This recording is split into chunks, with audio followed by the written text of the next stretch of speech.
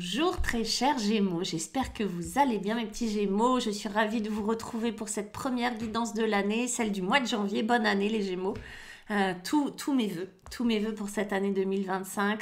On va regarder un petit peu cette guidance avec le tarot et aussi un oracle pour ceux et celles qui ne me connaissent pas encore. Je suis Marie Cardinal. Je suis tarologue, je suis également thérapeute, hypnothérapeute et je vais vous raconter une histoire, votre histoire du mois de janvier. Alors pour ça, on va utiliser une des arcanes majeures du tarot de Marseille pour aller voir quelle est l'énergie extérieure qui vient vous aider, qui vient vous influencer. Et puis on va aussi regarder votre énergie à vous avec l'arbre de la connaissance et le nouveau tarot Paladini. N'hésitez pas à aller voir votre signe lunaire et votre signe ascendant pour compléter la lecture. Je le rappelle, l'ascendant c'est tout ce qui va vous parler de votre vie relationnelle extérieure, travail, etc. L'extérieur. Et la lune, c'est le principe intérieur de ce que vous allez vivre dans votre famille, à l'intérieur de vous, dans la relation que vous avez avec vos proches ou avec vous-même. Voilà, pour faire en 3 secondes, ok ?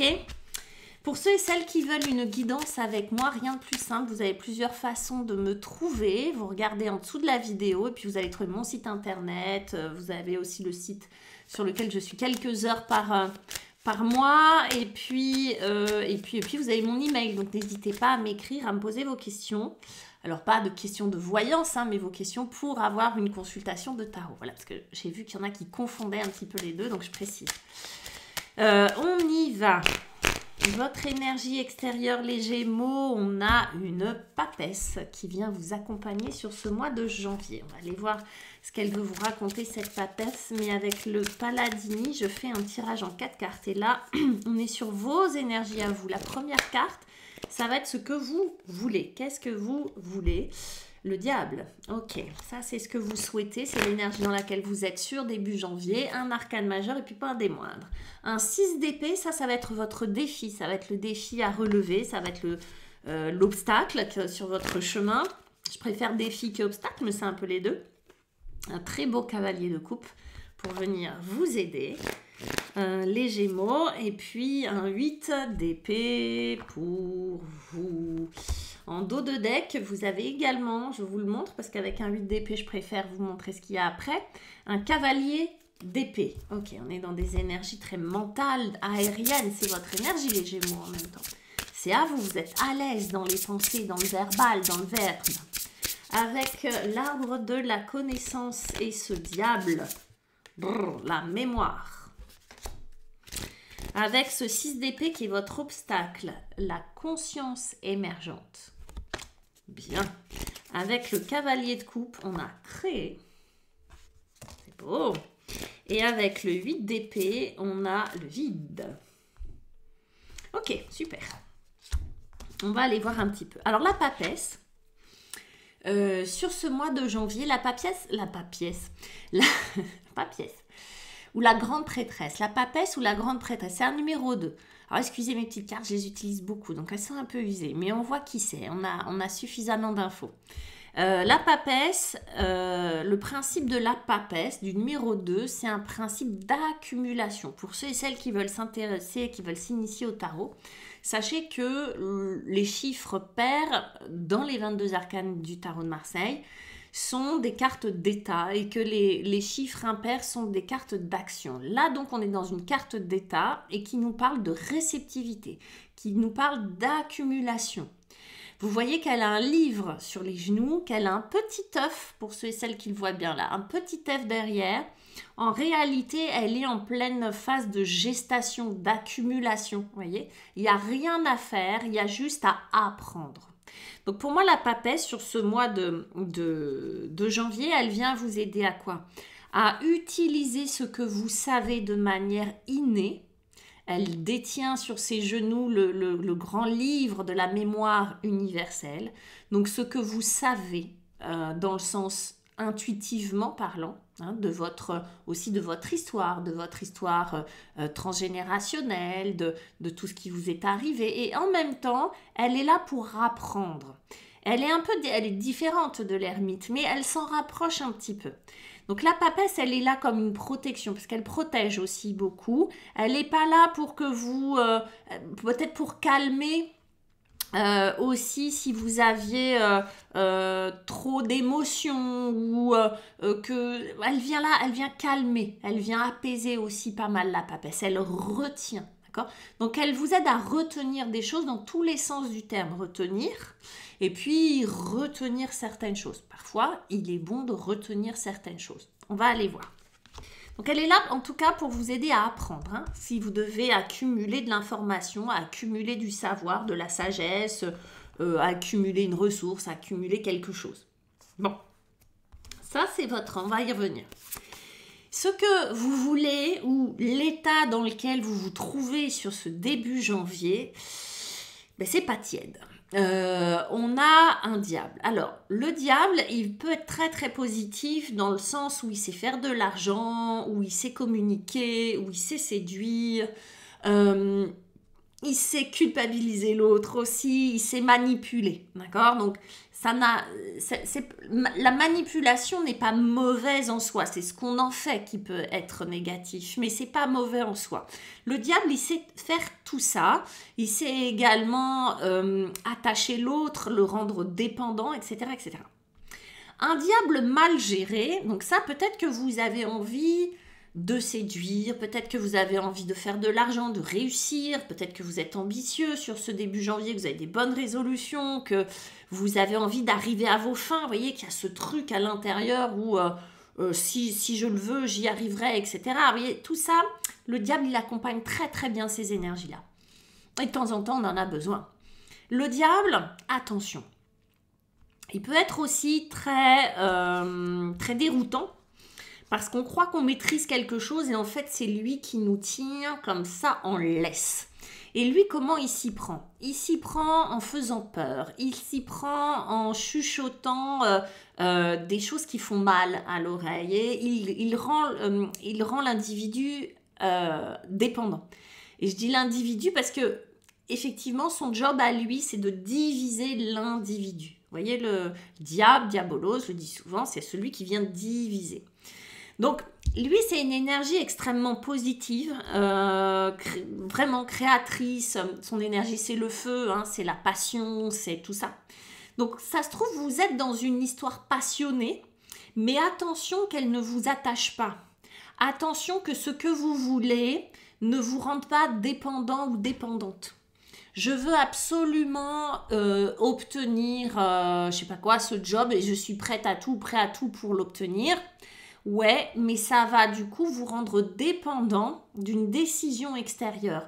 Le diable, il vous rend toujours dépendant de quelque chose d'extérieur. Je veux absolument cette relation avec cette personne.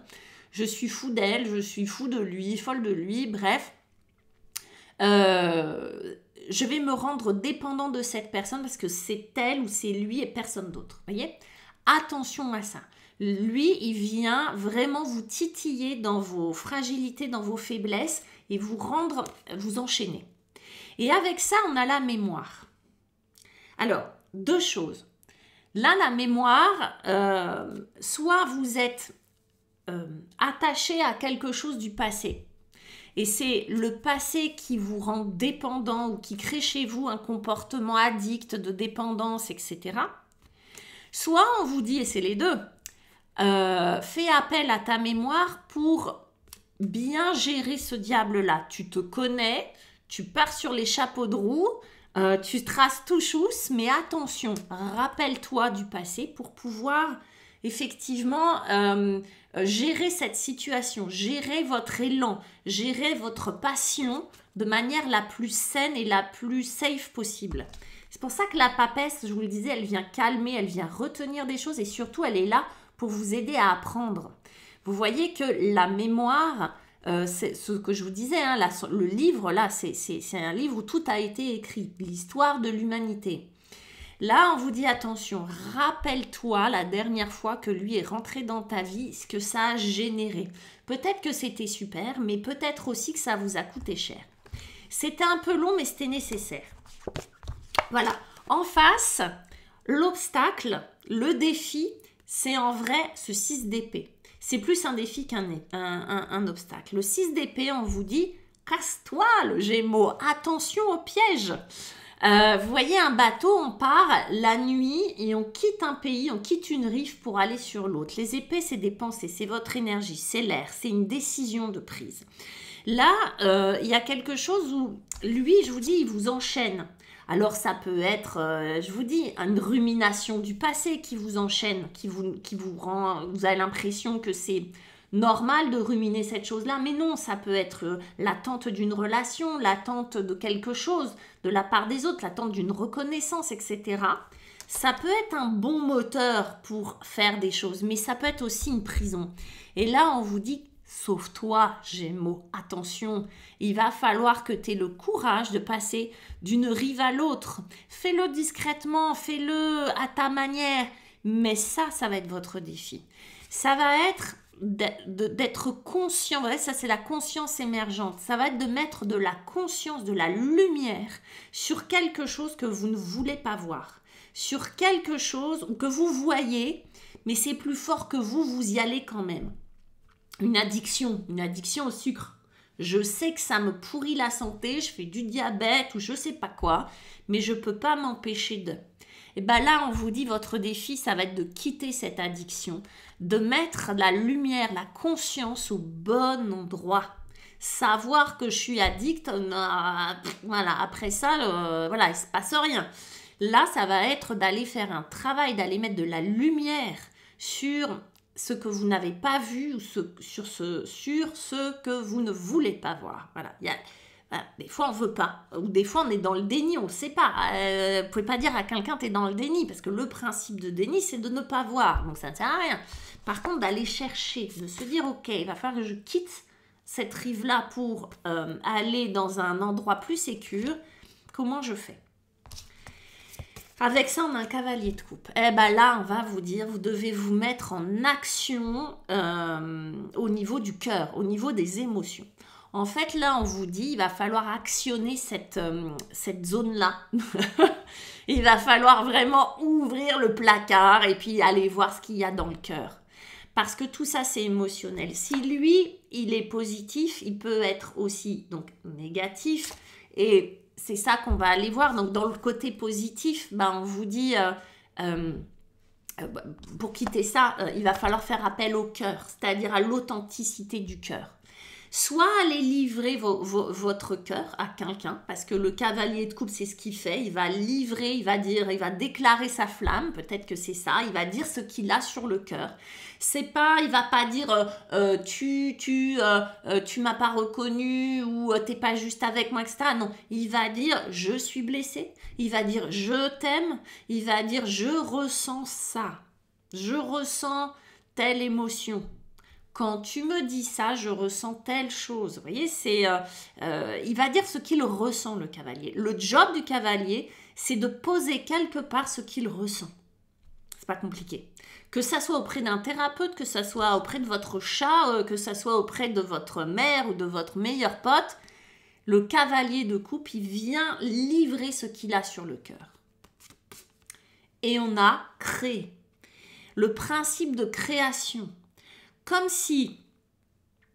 Alors, là aussi, il y a deux interprétations. Soit on vous dit, va livrer ce que tu as sur le cœur de manière créative, c'est-à-dire de la façon dont tu ne l'as jamais fait encore. Je veux déclarer ma flamme à quelqu'un, vas-y, sois créatif.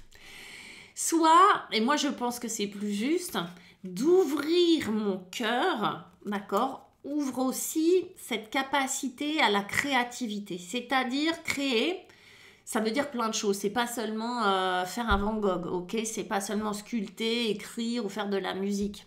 Créer, c'est créer sa vie, créer, c'est créer des opportunités, créer, c'est ouvrir des portes. Là, le cavalier de coupe, qu'est-ce qu'il fait quand il va livrer son cœur ? Il va créer des opportunités, il va créer des rencontres, des croisements, à la croisée des chemins, vous la connaissez cette expression. Il va créer des opportunités, il va créer des axes comme ça qui vont se croiser. C'est pour ça qu'on a une croix. Parce qu'en vrai, c'est l'interaction de deux traits, un fin et un épais, de deux destinées, d'un mot et d'un autre, d'une émotion et d'une autre qui crée la vie, en vrai, d'accord ? Qui crée cette ouverture du cœur et qui crée les opportunités qui vont suivre. Alors, le 8 d'épée, il est assez étrange à la suite de ça. C'est pour ça que j'ai regardé un petit peu ce qu'il y avait après. Parce qu'un 8 d'épée, le principe du 8 d'épée, et je pense que vous êtes arrivé à ce stade-là, je pense que ce cavalier de coupe et ce principe de création vont permettre à cette jeune femme de poser la conscience, cette conscience émergente sur le fait qu'en réalité, elle n'est pas dans une vraie prison. Elle est dans une prison mentale. Une prison mentale, c'est quoi? C'est des croyances limitantes. Vous avez tous entendu ce terme-là. Une croyance limitante, c'est par exemple, si je travaille peu, je ne gagnerai pas beaucoup d'argent. Croyance limitante. Qui c'est qui a dit ça? Il y a des gens qui ne travaillent pas beaucoup, qui gagnent beaucoup d'argent. C'est comme ça. Si je fais beaucoup de sport, je serai toujours en bonne santé. Vous voyez, c'est des croyances qui sont pas fausses, mais qui sont pas vraies à tous les coups non plus. Une croyance limitante, c'est si je le veux, je le peux. Alors ça, grosse croyance. Ok, ça, elle est prisonnière. Elle est prisonnière. Là, c'est vraiment si je veux, je peux. Ben non, mais en fait, j'y arrive pas. J'ai beau vouloir très très fort, et il se passe rien. Au contraire, c'est pire même. J'ai pas le contrôle. Ok. Là, ça va être de voir quelles sont ses prisons. Qu'est-ce qui fait qu'elle n'arrive pas à bouger? Et c'est ce qu'elle fait, c'est son job. En fait, la première conscience émergente, c'est la première pas vers la conscience, c'est de se dire, ok, mes liens, ils ne me tiennent pas vraiment. Mon bandeau, il est en train de glisser. Mais en fait, ce que je ne vois pas, c'est que je ne suis pas enfermée. En fait, si elle avance, elle sort de là. Elle n'est pas figée, d'accord? Elle n'est pas figée. Le fait d'ouvrir le cœur, de créer des opportunités dans sa vie, va pouvoir lui permettre de sortir de ses croyances. Si je donne beaucoup, je vais recevoir. Si je suis très gentille, forcément on va m'aimer. Il va falloir accepter ce vide-là. Créer du vide et accepter le vide. Peut-être que cette jeune femme, ce dont elle a peur, c'est d'être dans le vide, si elle avance, de tomber dans ce trou, pouf! Oui, mais qu'est-ce qu'il y a d'autre en vrai? Qu'est-ce qui se passe? Ok, si je sors de ce truc-là qui m'accompagne depuis des années, si ça se trouve, j'ai peur, moi, du vide. Et en réalité, on vous dit, mais c'est justement le vide qui va vous permettre quoi? De créer et de remplir cet espace avec ce qui est important pour vous et ce qui est intéressant pour vous. Si je lâche mon désir de vouloir être avec une personne, par exemple, qui ne veut pas être avec moi, ou si je lâche ma croyance qui est si je suis gentille, on va m'aimer. Là, c'est, mais attends, si je suis plus gentille, on va pas m'aimer, mais moi, ça me fait terriblement peur parce qu'il va plus y avoir qui que ce soit avec moi. Je vais me retrouver seule. Oui, mais en fait, tu es déjà seule, là. Donc, et en plus, ça marche pas parce que depuis toujours, tu es gentille et puis tu reçois rien du tout, tu reçois des claques. C'est un exemple, hein, d'accord? Du coup, le vide, peut-être que c'est lui ta solution. T'en as peur, mais peut-être que c'est lui. Parce que le diable, il est capable de vous faire croire que le vide, c'est un problème. De vous dire, ouh là là, mais attention, c'est très grave le vide. Non, non, non, non, non. Attention à ça. D'accord? Dans le vide, on peut créer. Justement, lui, il peut avoir de l'espace créatif. Et surtout, je vous ai dit, on a un cavalier d'épée. Et le cavalier d'épée, lui, c'est de l'action aussi. C'est du verbal, c'est du mental, c'est de l'écrit. C'est de l'imagination, c'est de l'idée. D'accord? Lui, il vient dire les choses, il vient s'exprimer. Alors, parfois, il a des mots un peu acides. Heureusement, on a la papesse. Mais vous voyez, dans l'idée, c'est-à-dire, c'est elle est venue vous aider à apprendre de la situation et à ne pas recommencer quelque chose. Vous dit, appuie-toi sur la mémoire, ne recommence pas quelque chose, libère-toi de l'épée, vous voyez, c'est celle-ci, mais prise en main, d'accord? Pour courir, créer son destin. Lui, il va pas permettre qu'on se mette en travers de sa route, ok? Lui, il galope, il va très très vite, hein, parce que vous êtes les Gémeaux sont intelligents, ils sont rapides. Vous allez très très vite à recréer quelque chose d'intéressant pour vous grâce à cet espace vide. Quand tout est plein, on peut pas. Quand l'armoire est pleine, on peut plus rien y bourrer. L'idée, c'est de la vider. Et l'idée, c'est d'y mettre que ce qui est intéressant pour vous, les Gémeaux.